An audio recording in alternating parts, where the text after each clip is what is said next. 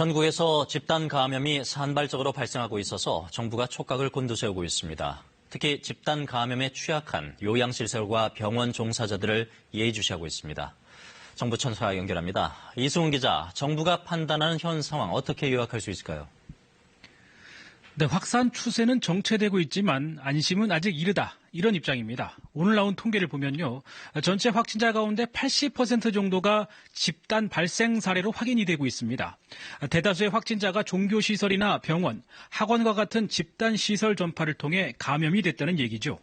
방역본부는 바로 이 점에 주목하고 있습니다. 최근 들어 신규 확진자가 증가세는 둔화되고 있지만 이런 집단 감염 발생이 산발적으로 나타나고 있어 상황을 예의주시하고 있다는 겁니다. 앞서 보도된 서울 구로 콜센터 집단 감염 등이 이에 해당하는데요. 방역당국은 특히 인구가 많은 수도권에서는 소규모 집단 감염이라도 제2, 제3의 신천지 사례로 이어질 수 있다며 이에 대한 대책이 중요하다고 강조했습니다. 이에 따라 우선 요양병원과 요양시설 종사자 자료를 신천지 신도 명단과 비교해서 진단검사를 받지 않은 1,300여 명을 선별했고요.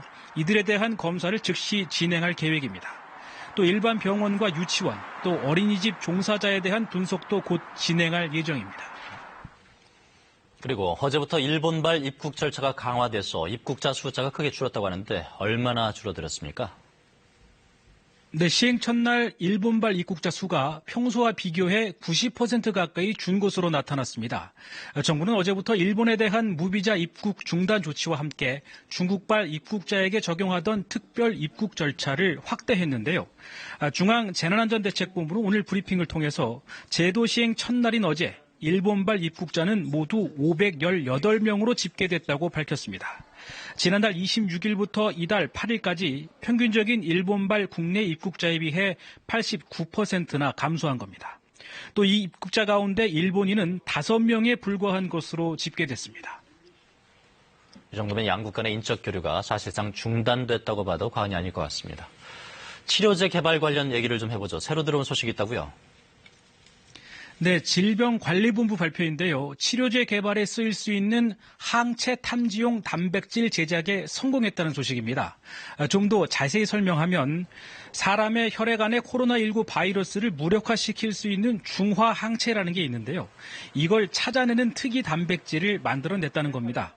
질병관리본부는 이를 이용하면 회복기 환자의 혈액 속에 존재하는 중화 항체 생산세포를 검출할 수가 있어서 코로나19 바이러스의 항체 생산도 가능해진다는 설명입니다.